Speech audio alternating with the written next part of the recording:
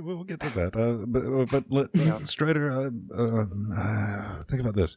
Just in case Linux survives and the GPL survives, maybe we'd want to buy a new Intel processor. Let's do it. But PC per. How much this comes up? How much? This comes from low price, man.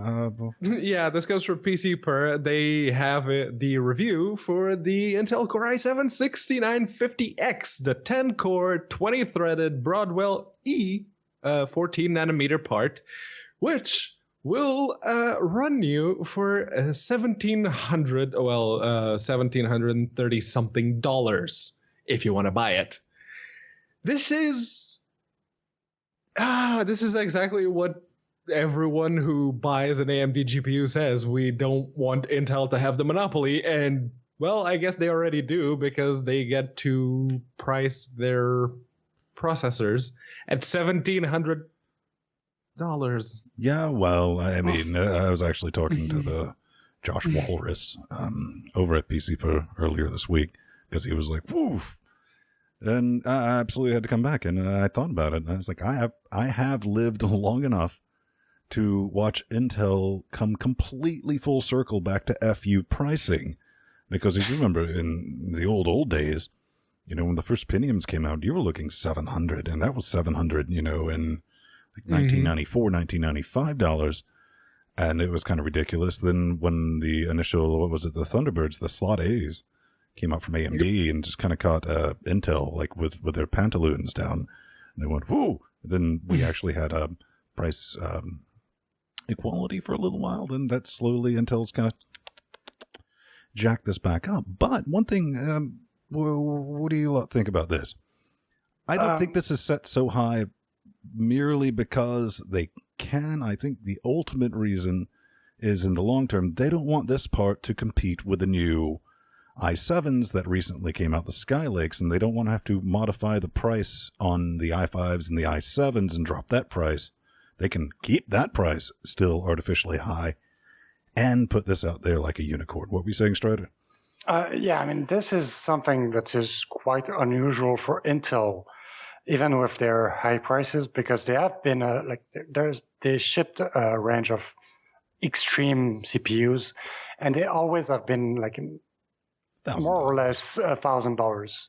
Yeah. And this one, it's like crazy high compared to them. It's almost double the price.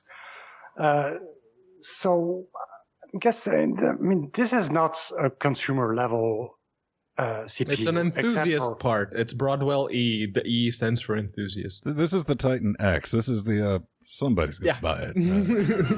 Yeah, it's for rich people who like to show off, or people who have a lot of money and have an actual need for it, but these are really Or then again, few. this could be, next quarter we're going to be releasing 8-core bin versions of this.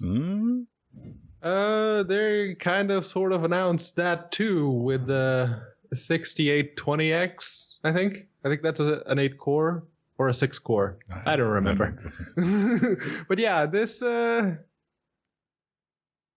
Ryan was saying in the article that the overclocking bits, he managed to get it up to 4.3 gigahertz on all 10 cores stable at 1.35 volts, which is considerable for an AMD, for an Intel processor, because if you compare it to, say, an AMD, let me give you an example. The AMD Athlon X4860K that I have in the Steam box over there, the stock V-core is 1.45. So it's still considerably below your typical AMD offerings, but for an Intel processor, he said that even with a Corsair H100i, which has two 120 millimeter fans, and it's a self-contained water block, even with that cooler on the processor, he was still getting up to 75 Celsius. During, it's... You see, he should have got a Wraith cooler. That would have been quieter, but I doubt it would have been better.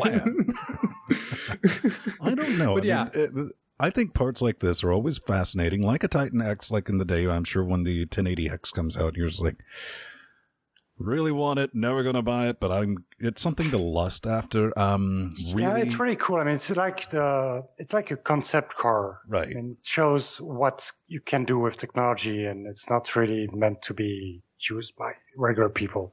Well, I mean, this is not exactly new sauce. I mean, they've done 10-core Xeons for a long, long time. This is just the more consumer-oriented version. It's still the enthusiast level consumer, but it is very much a consumer level part. And it is, I guess we should probably say that it is the first consumer level, as enthusiastic as it may be, a processor to have 10 cores.